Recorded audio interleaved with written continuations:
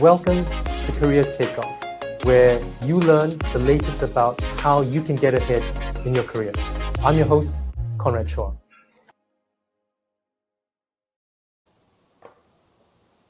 Welcome everyone, I'm Conrad, I'm your host for today. Before we get started, if you're new to the show, you can put your questions in the comments field, whether you're watching us on LinkedIn, YouTube, or Facebook. You can start by writing down where in the world you're watching this from today. And given the topic, today's topic, what advice would you give to Elon Musk to reduce disinformation on Twitter? Hopefully, Twitter will still be around by the end of this live stream. The way things are going, we don't know. Anyway, this week, the US midterms happened. And we continue to see candidates who espouse ideas, views that arise from disinformation. We all know the impact that disinformation, fake news can have and has had on elections, public attitudes towards COVID.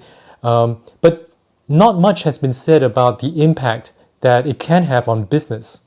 So our guest today, Professor Alan Jagolinzer, thinks that this is serious stuff and businesses need to think more carefully about it. Welcome, Alan. Hey, Conrad. Good to see you. Thanks for allowing me to join you. So, Alan, you've made this your almost personal professional mission to think more or get people to think more about the impact of disinformation. I think you wanted to start off by asking or clarifying what is it that we're talking about? Yeah, so this is a passion of mine, and I see it as the primary accelerant for all problems. So if we're dealing with climate, if we're dealing with healthcare, if we're dealing with things like genocide, war, you see it happening in Ukraine, for example, it all runs on a disinformation engine. And yeah, I think it's important that we start the discussion with some definitions. So if you don't mind, I borrowed these from the Canadian Center for Cybersecurity, and I posted a link on the LinkedIn page that we're hosting for the Disinformation Summit that I think we'll discuss in a little bit. But I'm going to start with disinformation in the middle, which is intentional. I think that's the core piece to this notion of disinformation, is that there is an active intent to mislead people for personal gain or to have some influence over people. Misinformation happens often subsequent to that. So misinformation is lacking the intent to harm other people, but it may be that we're sharing information that's just not correct because we have a belief system or, Conrad, you had said something and I trust you. And so I spread information that you've pushed into the system. And the third definition is malinformation, which is described as information that has a source of truth, but it's manipulated in a way to be harmful. So it's placed out of context. I think, I tend to focus more on disinformation, which is intentional in part, because as accountants, we've been dealing with this throughout our entire, everything that we talk about, which is in our world, it's around fraud, financial fraud, misreporting, intentions to manipulate markets. And now in our space, it's also greenwashing. We'll see this in greenwashing where we're sort of falsifying data perhaps to misrepresent our impact in the environment. So I thought that would actually be helpful to start with definitions to help us with the discussion. Great, Alan. And the link that Alan is talking about, it's down there in the comments if you want to follow that later on. But Alan, I'm interested to know, why are you personally and professionally so invested in this? Because I remember when you mentioned to me before, when you told people about this disinformation summit that you're organizing, people were wondering, why are you, an accounting professor, looking at this? Well, for one, just professionally, accounting is inherently an information science. And everything that we're doing is providing arguably safer information streams because people are making very important decisions, not just financial decisions, but actually societally relevant decisions based on the information quality that they're obtaining. And so we've done lots of research in information quality and how people process information in primarily financial markets and what are the effects on stakeholders who have a financial stake. Well, now, reflecting over the past 3+ years, it actually probably goes back much deeper. I've just seen, as we're sitting through, for example, the pandemic, I'm seeing this internalizing all of this effect of disinformation on society even broader. So the societal implications of financial malfeasance, like if I misreport, a good example would be Carillion, the Carillion scandal in the UK. If I lie, presumably intentionally, about my financial health, yes, I got financial stakeholders who lose money, but also society lost because we didn't have hospitals that were built. So Carillion was an infrastructure builder, and so railways, hospitals. So there are societal implications of lying, if you will, disinformation in our framework. But as I'm sitting down looking at our world right now, we're seeing literally wars that are being driven on a disinformation engine. We're seeing excess deaths from the pandemic related to disinformation, and all of the initiatives that we care about, arguably with respect to progress, for example, on climate initiatives, they are being disrupted by disinformation campaigns. And as we're going to talk about more detail, businesses are also being disrupted by disinformation campaigns. So I just see it as an extension of information science, and accounting is an information science. Right. Alan, there was one thing, before we go on to disinformation, one thing you mentioned, which I hadn't really thought about, was you mentioned that accounting as an information science, and you have ideas of or regulations about how companies report financial data, but you also have to think about how stakeholders perceive that data or take on board that data and form an opinion. Can you talk very briefly about how does that work? So actually, I was having conversations even with one of our colleagues here yesterday. It's interesting because we come in as economists with this notion that people rationally absorb data, and that they're actually skeptical when they see information coming to them. And I think that's a reasonably safe assumption in financial markets, where you have people who put money on the line. Presumably, many have been trained, and so they're sophisticated. They also have some idea of where somebody could commit fraud, and they can scrutinize it. And so people are reasonably sophisticated. I think our assumptions and our models are a sophisticated user to some level, and a skeptical user, one who applies critical thinking and even evidence-based analysis. But as I'm reflecting on what we've just been through and what we're currently going through this environment, I also realize now that there are many people who aren't that way, and we aren't really thinking about them, and they're also absorbing information. And what's even interesting about it is they're ignoring the information that is from arguably credible sources. And so this is a subset that I don't think our research and accounting has really reflected on. The people who choose not to engage with the information that we're providing, which is debatably safer than others, because in our field, we deal with so much infrastructure. We have financial reporting standards, we have audit committees, we have governance, we have regulators, we have shareholder lawsuits. Like, there's a whole lot of governance around what we do. And even within our space, we have fraud in our space. But now you move out and you expand scope, and now you've got a whole bunch of people who simply just believe. And if you try to introduce any counter narrative or any evidence-based narrative, they not only will shut it down, but in some cases they move straight into ad hominem attack. And so that's kind of the space that I'm now trying to explore, because I don't fully understand it. And I do think that's a very rich avenue for us to explore. Like, why is it happening? How do we reach that audience? What are the implications of that? So that's kind of where I thought we could expand scope, at least within the domain that I'm working in.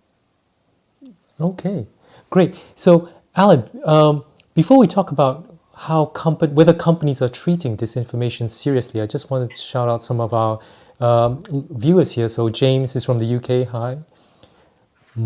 Mikey's from New York. We've got Alex from Dubai. Keshni's from South Africa.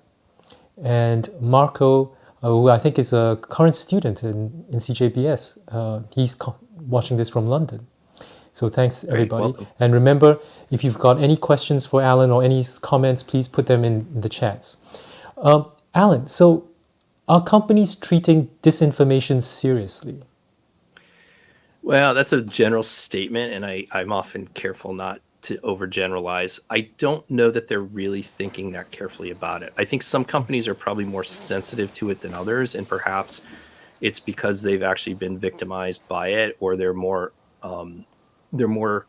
open to the potential damages of disinformation. So I think it's a company by company case, but I don't know. Let me say it differently. We had a conversation with a partner at PwC and Matt Gorham. We actually have on YouTube a video of that session that we did, and he's out there consulting with companies, and it seems as though this really hasn't hit the radar. And in the conversations I've had with some board members, it's not really on the radar. I don't know that people are really sensitive to what the implications are with disinformation.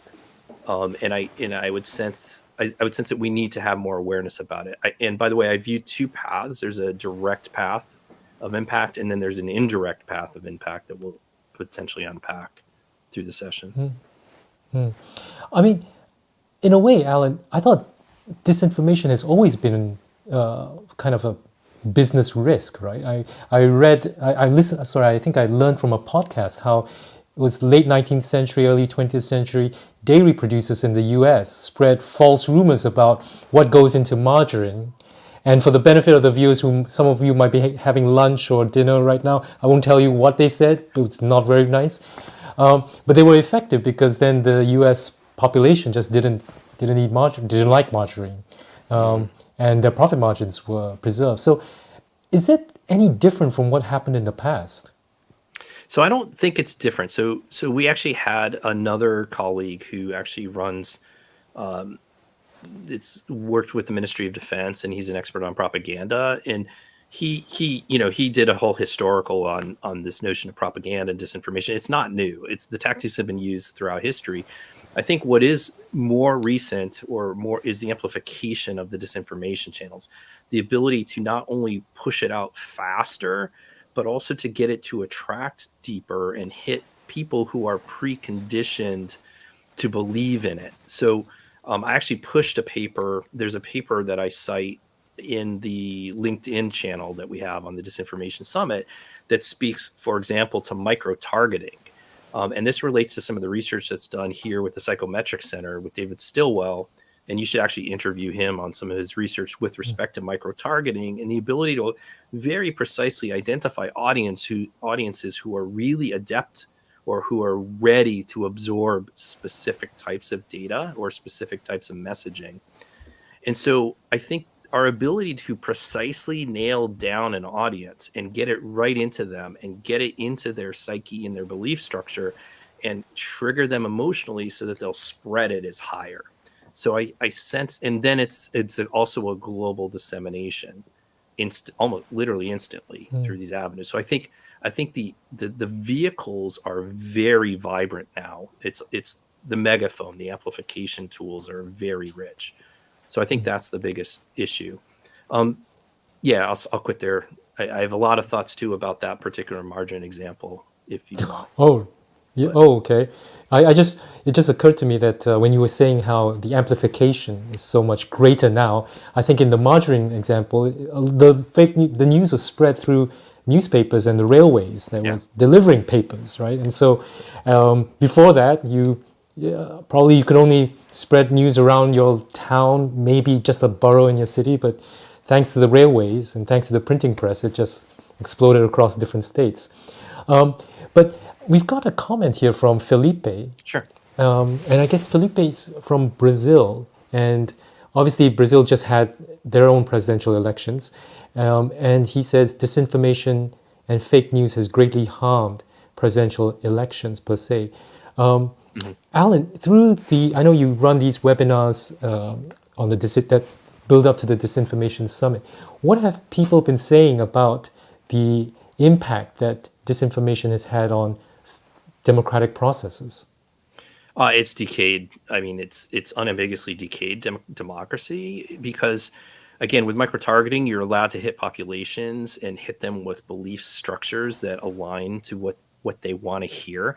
And it's created echo chambers, polarization. So social media is a core component, from my understanding, of the decay. So it's allowed for a lot of polarization, particularly, and then deep entrenchment of prior beliefs. This is one of the reasons, one of the benefits of the Disinformation Summit webinars, which again are most of those are posted on YouTube, is, for example, we had a discussion with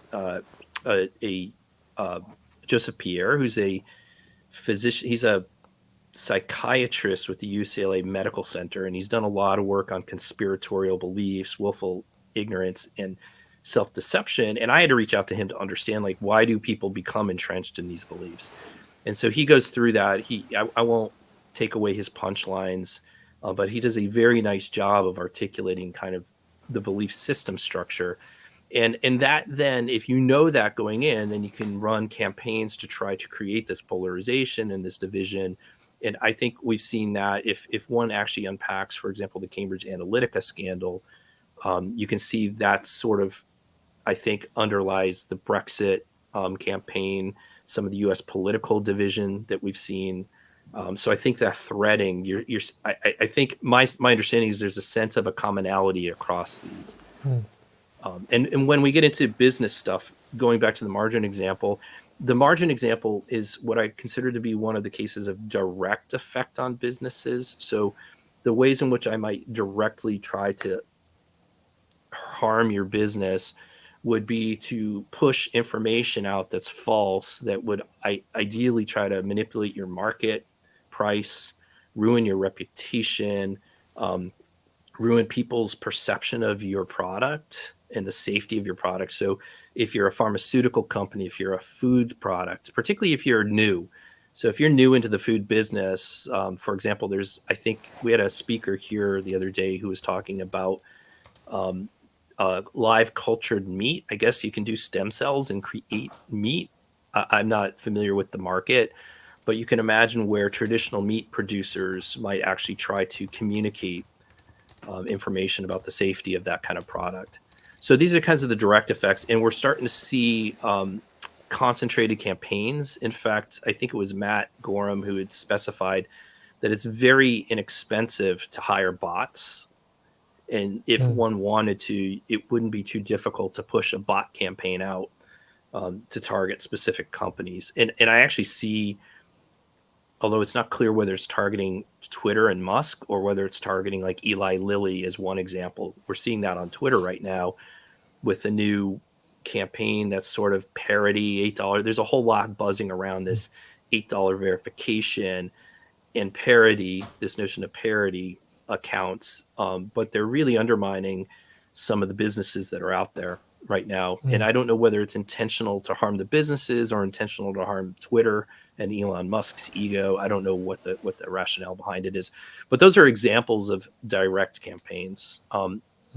And I would argue that these are probably the least damaging relative to some of the indirect effects that I don't think companies are prepared for. And we can discuss those if you want, but I'll take a break for the moment. Okay. Just to let people know, this is the. Wait, let me just put this on. The a segment from the talk that Alan was mentioning, and the QR code up in the upper right hand corner, I think, that will bring you to the Disinformation Summit YouTube channel, right? Thanks. Yeah, and actually, Alan, someone's interested. What was the name of the... Joseph Pierre, Pierre, from UCLA. Okay. So he's also known, I think he's still on Twitter. His Twitter handle is Psych Unseen. So you may be able to find him on Twitter too. And he has blogs out there. If you Google Psych Unseen, you will probably find him as well through the blog. That's actually how I found him. Yeah, I think that's him. Is that it? Okay. That should be right. Hopefully he's still on Twitter since... yeah, and hopefully he's not been impersonated by somebody who paid $8.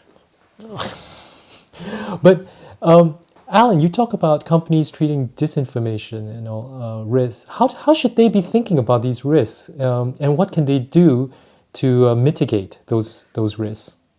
So the direct risks, let me talk about the indirect risks first, and then I'll answer the question about what I think they can do. And again, I'm going to refer also to Matt Gorham's talk, because he actually consults on this. So I don't want to take any thunder away from his talk. And again, he's also on our YouTube.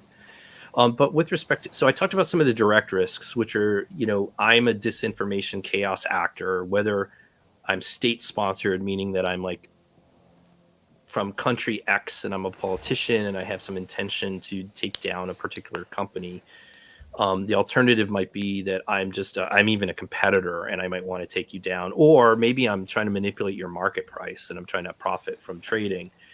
So those are kind of the more direct things. Oh, one other avenue for direct now that we're seeing is we're seeing companies, and I shouldn't say companies, people within companies taking politically charged positions on issues. So, for example, if you see the CEO of company X taking a position on abortion rights, or if you see CEO of company Y taking a position on gun rights, or we also have Chick-fil-A in the United States, which is a major food chain. Their CEO, I think, has very strong opinions about LGBTQ plus community. So anytime anybody of power or prominence takes a position, or then in this politically charged environment, that might trigger some action, some backflash, which may actually include some disinformation campaigns. So part of the discussion is also, are you aware of the implications of your choices to take a position on a politically charged? What does that do? And so thinking through what the counter effects might be of that. I view those as the direct method. The indirect stuff I actually think is more insidious, and I don't think people are thinking about them. So some of the examples are geopolitical risk. For example, we had the listener from Brazil talking about the implications on elections. Well, one classic example of geopolitical risk resulting from disinformation that could catch a company off guard is Disney. Out of nowhere, probably out of nowhere, maybe because Disney sort of didn't take a position on a politically charged issue, and some politicians in the United States felt they should. Then all of a sudden, they were subject to certain attacks as a result. So that was sort of indirect, and I think that may have some effect on them. But more directly, an indirect effect is geopolitical risk. So even if you aren't thinking about disinformation directly coming at you, you may be subject to the underlying geopolitical risk. BP is a classic example. So BP was holding a long position in Rosneft. They had a major holding in Rosneft. And all of a sudden, disinformation is fueling the Russian aggression into Ukraine. And then there is a decision on what should we do about our Rosneft holdings, and the fact that our CEO is on the Rosneft board. And I would suspect that that was probably unexpected. And so it's not like you're planning for these kinds of events, but I do think companies, when they make decisions about investment in other countries, need to be very aware of the political implications of the disinformation campaign. So as an example, if I were making a long investment in infrastructure in Brazil, recognizing that using your listeners' perspective, that there may be disinformation fueling the underlying politics in Brazil, that is almost certainly going to create some uncertainty around the safety and security of my investment as a corporation in Brazil. Another really important and vibrant disinformation effect on business right now is workforce polarization.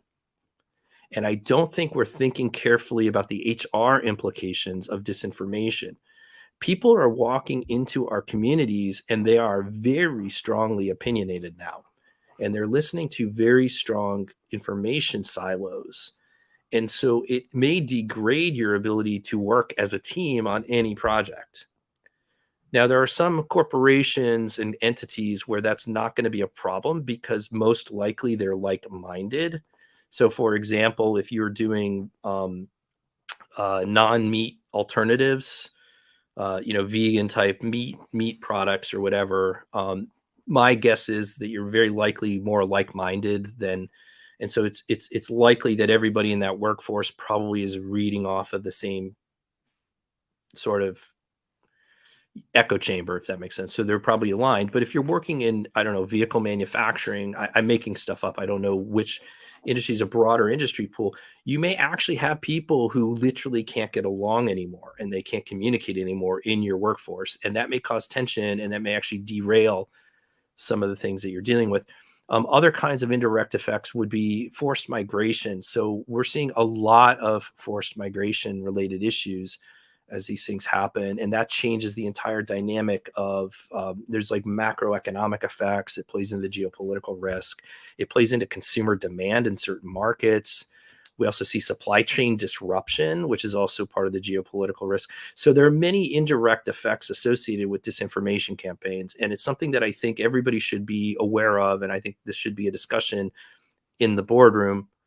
I'll take a pause, but I want to reflect it or recognize that I didn't answer your question about what companies should do about this. And I can go to that now if you want, or take a breather.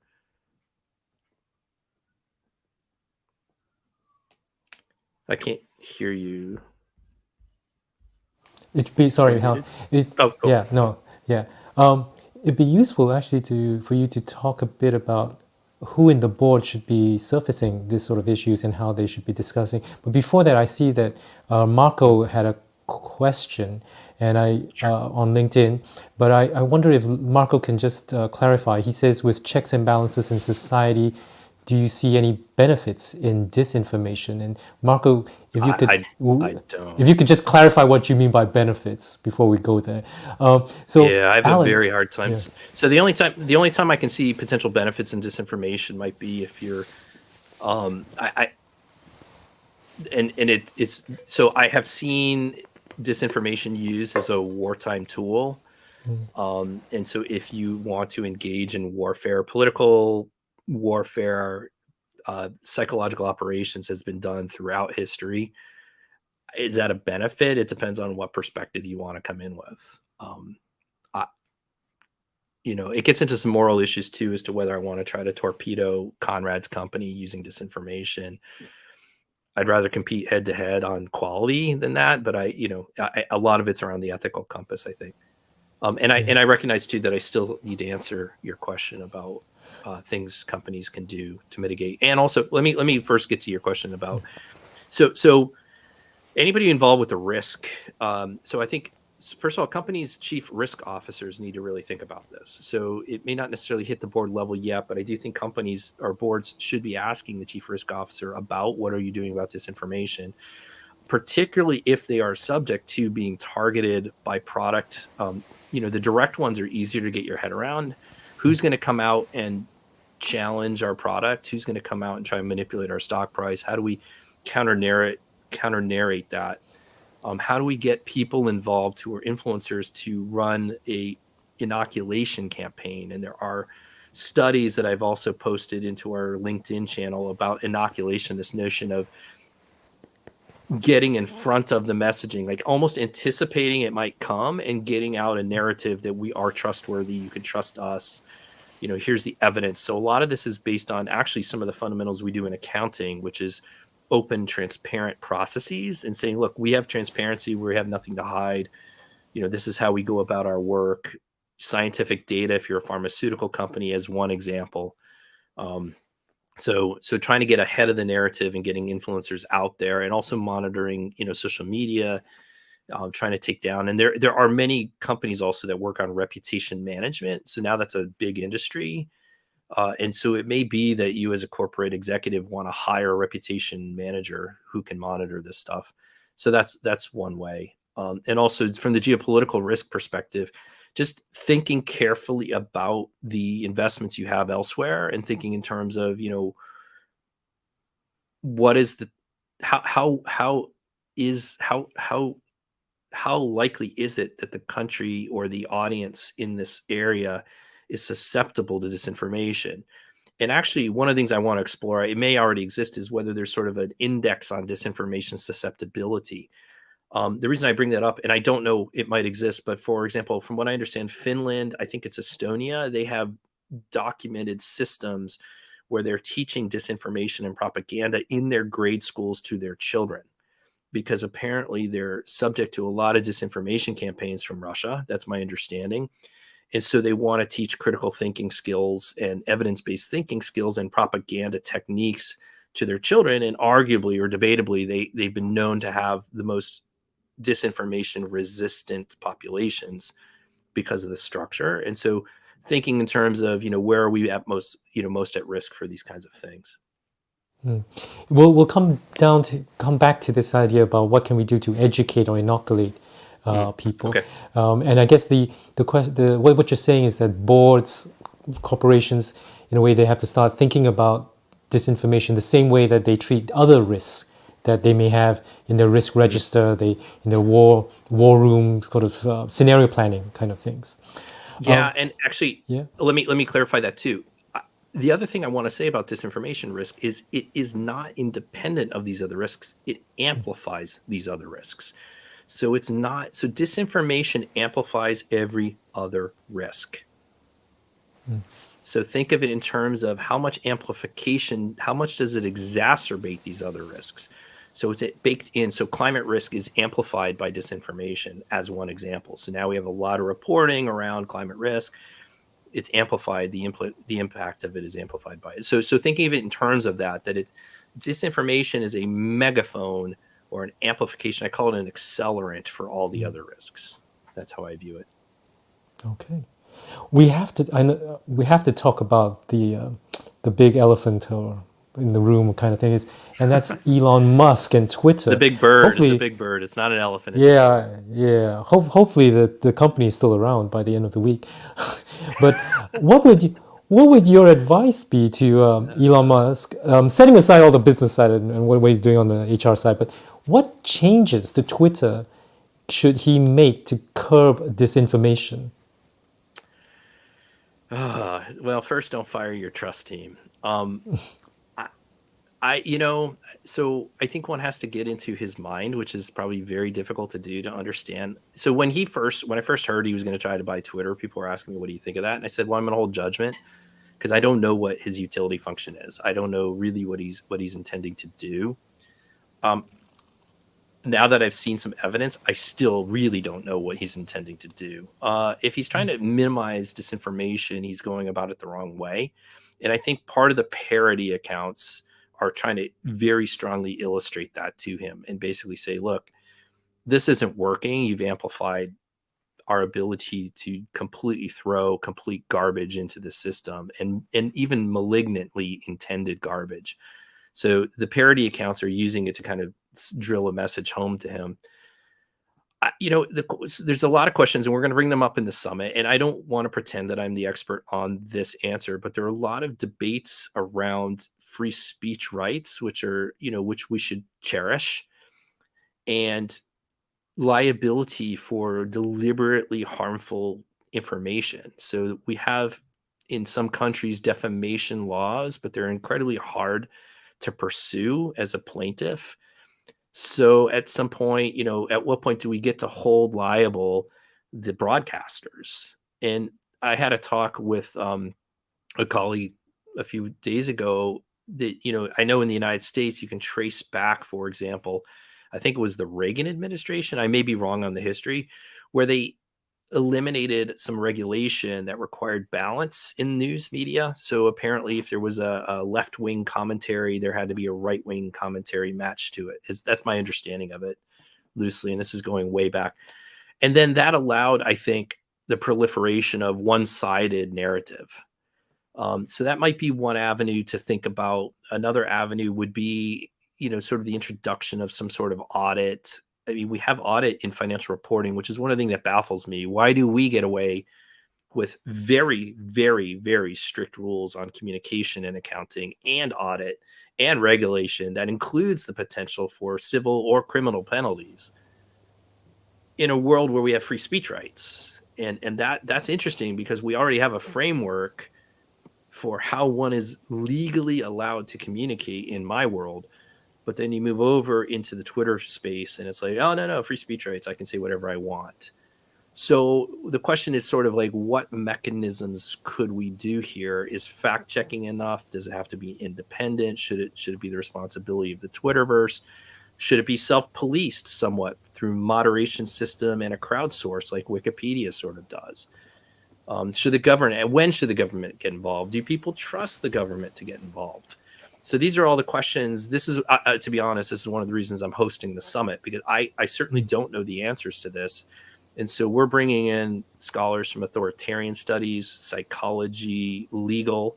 So, I mean, some of these questions are legitimately constitutional law and securities law professors and attorneys. We're bringing in people from a whole slew of different backgrounds so that we can debate and discuss these issues. I don't really know what the answer is to this. My personal preference would be that the platforms that disseminate this information should have some liability for it. To me, it's a weapon. It can be weaponized, and if they're callously handing out the weapon, they should be held accountable for the distribution of the weapon. Maybe that's a bad analogy, and people can push back on that analogy. But in my mind, I sense that they should have some liability. But I don't know what infrastructure we can do that safely, recognizing that we really do want to allow people to use these platforms to say things that are important to say. So it's a very, very, very interesting dilemma. Charles posted, Charles from Milton Keynes posted, the amount of disinformation on Twitter will probably halve when people get bored of poking fun at Elon Musk. But one of the things I'm not so sure that's good. By the way, I'm not so sure. I'm not. I'm gonna let me comment on that. So I actually posted on Twitter an article about narcissistic injury, and I think people should read up on narcissistic injury. And what's interesting about narcissistic injury is it triggers narcissistic rage. And so when you see this, it becomes a cycle. And I don't know that people will actually stop having fun. So I think there's going to be a feedback loop that continues. I don't see this stopping. I think people are going to continue this as long as Twitter exists. I mean, a lot of people have made fun about this $8 subscription, right, to get so-called this blue check. Is it verified? Is it not verified? But actually, I heard someone say that maybe that can get rid of some of the bot farms, because now, before they might have 1,000 bot accounts. Now they've got to pay $8,000 a month. Maybe it's not so profitable. And I think this comes down to the next point, really, which is, where do you see salvation coming from? Is it going to be a sort of a market mechanism? Is it going to be, do we trust companies, publicly traded companies, to do the right thing? Or should governments get involved? The only thing I've seen so far that effectively works is educating our children on hitting their own impulse pause button and evaluating through critical lens. So to me, I think the key is to teach people to be cynical, skeptical, reflect, and look for, converging evidence. I mean, we're taught that as scientists. We have to do that in order to be credible. I think it's safe. I think anybody who's gone, and most people who recognize that they've actually been victimized by this type of tactic, I think they're very sensitive to it now, and they tend to verify before trust. So, I mean, I don't want to make everybody paranoid, but I think a level of understanding there is the only thing that I've, at least from the evidence I've seen, is actually really, really effective. After that, then I guess it's sort of a hybrid project. I think there's going to have to be some government intervention to hold some accountability, and to recognize that, if you want Facebook, Twitter, TikTok to be accountable, then there has to be some government regulation. I think the EU probably has some pretty decent starter guidance on that. I think they're leading, from what I can tell, on some of these initiatives. So there has to be some teeth, and there has to be some teeth that actually matters. And, when you get into the Musk scenario, there's some debate about whether fining him matters to him, right? So if you fine him, does he care? Things like that. So, but I guess some of the other evidence I've seen, Citizen Data, I started working a little bit with some of their analysis.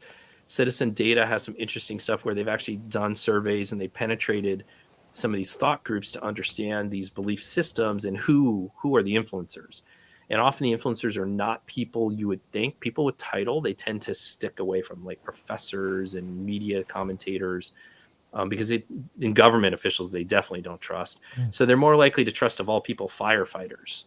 So they actually have, and I posted a link to some of their stuff. It's they are specifically looking in Arizona. They did a survey in Arizona with Arizona voters. So it's not a very generalizable study, but it was interesting, at least for them to think about who might actually be able to get messaging through to you, and how one might actually be able to go through, and actually get to them. So there's some stuff there that might allow us to think about how we can actually penetrate these belief systems, to get other data down there. So maybe that's helpful. And that's the link if people want to read more about narcissistic rage, right?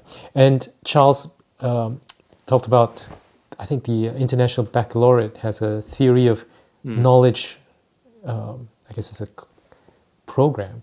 So it provides an opportunity for students to reflect on the nature of knowledge and how we know what we claim to know. So quite philosophical there. Alan, very quickly, what do you think business schools should be doing to educate our students about disinformation, also about how to protect ourselves from disinformation? Yeah, that's a good question. I don't have a very precise answer, because I'm actually trying to build at least an elective on this, cobbled together with that. I think one of the core elements is that one of the core things we need to teach is that people are not like us in their belief structure. So we have a tendency to pull in people, despite the fact that, particularly here in Cambridge, we're global. So we pull in people from all kinds of belief systems and all kinds of cultures.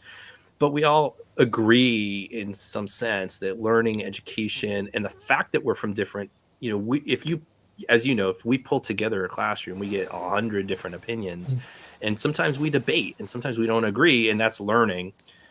But we want to be in this classroom, so we're okay with that, and we're actually excited for that. But people are polarized outside of that, and they don't want that experience. And in fact, they'll repel against it. And some people will violently repel against it.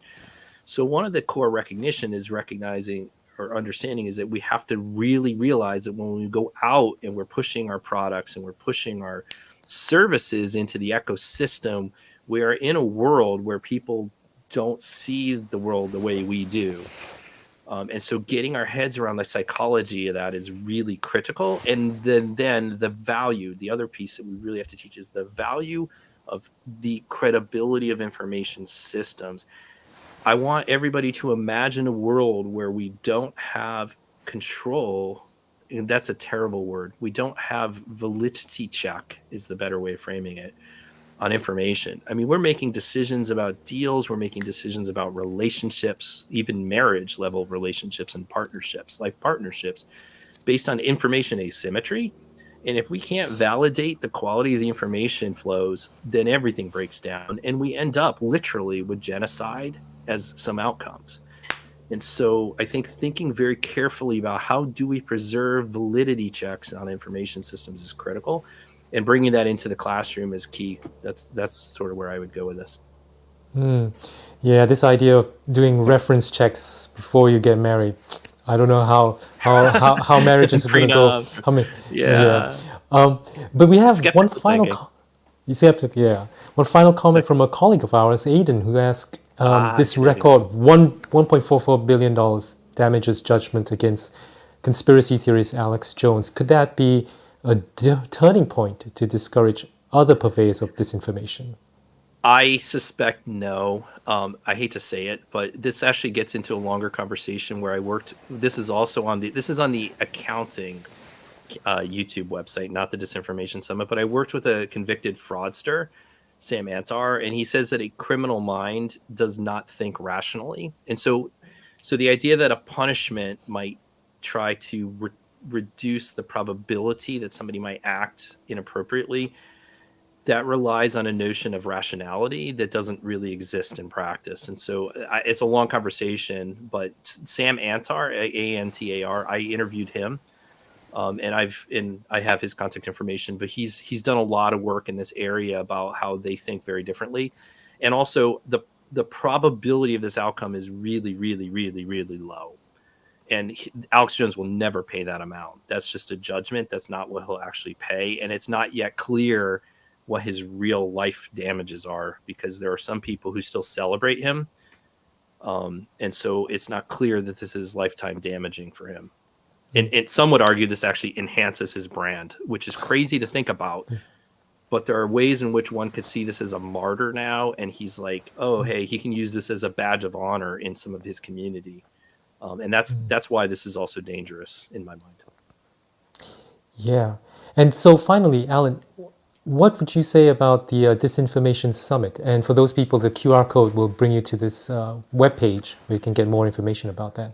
So I'm in the process of building this now, and so I should say I've been in the process of building this for 2 years, but we're in the process of actually formalizing the schedule for this. We're going to do in-person meetings at King's College in July, and the idea here is to facilitate interdisciplinary future research. So we're going to get a lot of learning done, and again, the key is interdisciplinary, because I know many information scientists who are looking at this, but typically siloed. So journalism's been looking at this for a long time, psychology, sociology.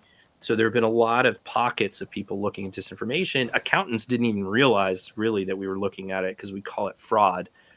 So the idea is to pull all of us together and figure out what can we do collectively. How can we cross flow ideas? I just had a call with a videographer team. We will webcast this. We're going to have in-person meetings. We're going to have a fabulous keynote. I won't announce who it is because we're still coordinating that. But again, the idea here is just, I would say this is the first of many in my mind, because I don't think disinformation is going to go away. But the idea is we're going to convene so we can think more carefully about what is this? What can we do about it? How can we learn more about it? How can we inform practice about it better? How can we inform ways of mitigating the risks better? And that's kind of the intent around the summit. Yeah, and Catherine posted this comment about Professor Melanie Trecher-King, who's done some interesting work here. And yeah, if you can send that link to her. me, an email or something, I'd love to connect. And by the way, we have a LinkedIn. I think I mentioned it several times. We have a LinkedIn feed, so you can either connect with me or connect into the LinkedIn feed directly, and you'll get some information updates. And that's designed to be interactive, but right now I'm the only one posting, but people can interact in there as well. Well, thank you so much, Alan, for speaking to us about this very important topic. I think it's one of the most, if not the most important topic that resonates throughout the world at the moment, because it just, as you say, it accelerates, or you call it an accelerant. I almost call it a retardant in some ways for meaningful progress in all the major issues. Yeah, it accelerates the bad stuff and it retards the good stuff in my mind, in my framework. And I think the worst thing is it just erodes trust in institutions, into people. So I think this is one, it's great that you are really pushing this in your work and through the Disinformation Summit. So if I'd encourage everybody, just go on the website, go on the YouTube channel, LinkedIn, and engage on this very important topic. And a shout out to all the people who are supporting this, and to Cambridge University for giving me the platform to collect everybody and build this. I think this could be some of the most interesting things it'll certainly be the most interesting stuff I've ever done. So. All right. Well, thank you very much to all our viewers. Thanks. Our next episode is going to be same time next week. It's going to feature Vanessa Decau, the Managing Director of Clinical Services International. She's also a CJBS Advisory Board member. She has lots of experience in the healthcare industry, and she's going to talk a bit about, well, what can we do to control and maybe even lower the costs of healthcare? So you can join us 18th of November, 12:45 to 1:30.